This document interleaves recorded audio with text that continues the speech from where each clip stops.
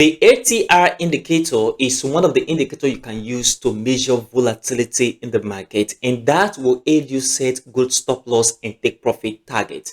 In this video, I want to show you all you need to know about the ATR indicator and its proper usage step by step from the very basics. So the first thing you need to do is to come right here to your price action, to your chart.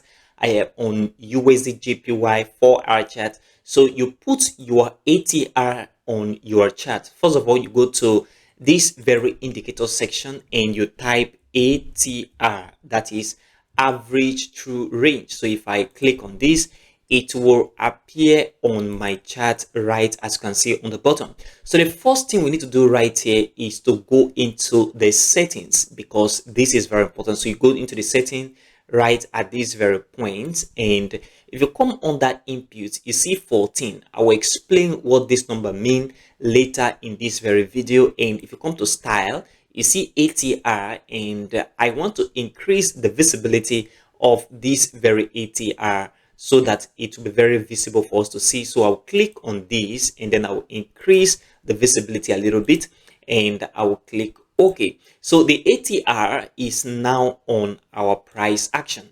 And one important thing about this very indicator is that it does not show you market direction. So one thing that you need to note about the ATR indicator is that it does not show you the direction of the market, just like other indicator.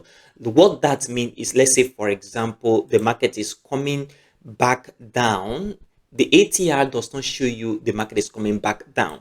It only shows you volatility, and volatility is price movement up and down. There are areas on the chart where you have high volatility, and there are areas on the chart where you have low volatility. That is what the ATR is going to tell you. So if you look at this very ATR indicator on the price action right here, it is covered that right now on the ATR, see this indicator is coming downward, okay, and the market is moving upward, which means they are going opposite direction. What it does is telling you that I am not a directional indicator. Don't use me for your trade direction, rather use me for volatility. So how does we use, or how can we use the ATR to measure volatility in the market? The one thing that is very important here is, if you look at this very area where the market was not moving very well on the price action, it is covered that the ATR within this very area remain at a stable position, which means the volatility of the market was not moving that aggressive to the downside. Of course, market was moving down. And if you look at this very area moving upward, you see that the ATR indicator move upward here and upward in this very direction, which means it's telling you that volatility increase within this very area. It's not telling you market direction. And also, if you look at this very point, it is covered that the candles right here is very, very small. That is why you are seeing the ATR indicator coming back down as well, because volatility is reducing on the ATR indicator, as you can see right here. So it does not matter the direction. All it does is it shows you volatility in the market. So in area of high volatility, where we see strong bearish or bullish candle, the ATR indicator is going to move upward, just like you can see at this very area. You see big bullish candle and strong bearish candle within this very area. It's only telling you that volatility is very high within that very market situation. So what we need to do right now to use the ATR accurately is to pay attention to the number. So each of these candles have their ATR number attached to it. So if you look at this very point and you look at this very area on the ATR indicator,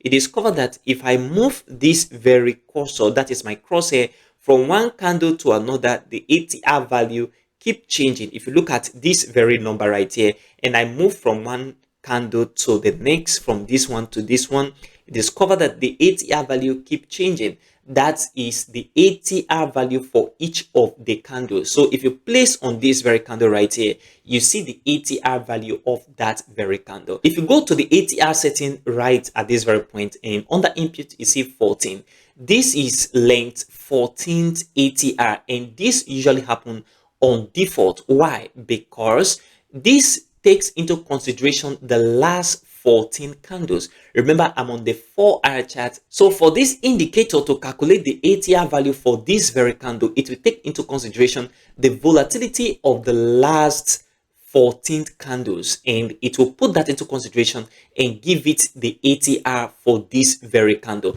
And what that means is, let's say for example, this very candle right here have the ATR value of 1.576. It means that the market can be volatile upward or downward 57 pips up and down. That is what it means. Because if you take into consideration what the number is, it means it can go up and down that very number in terms of pip equivalent, and that is very, very important. So the right way to use ATR, let's say you want to take a buy position, and this is your entry right here. On your entry candle, you consider the ATR value of your entry candle, and if it's a buy position, if your stop loss was supposed to be at this very point, you subtract your ATR value of this very entry candle from what you already have as your stop loss right here. That would then further shift your stop loss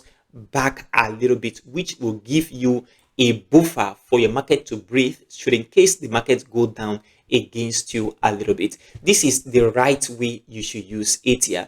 And also, let's say you want to take a sell position, let's say in this very case, or from your strategy, the market is going to from here come all the way to the downside. What you need to do is to consider the ATR value of this very candle that is forming right now, which is 0.50. And what this means is that the market can be volatile 50 pip upward and 50 pip downward.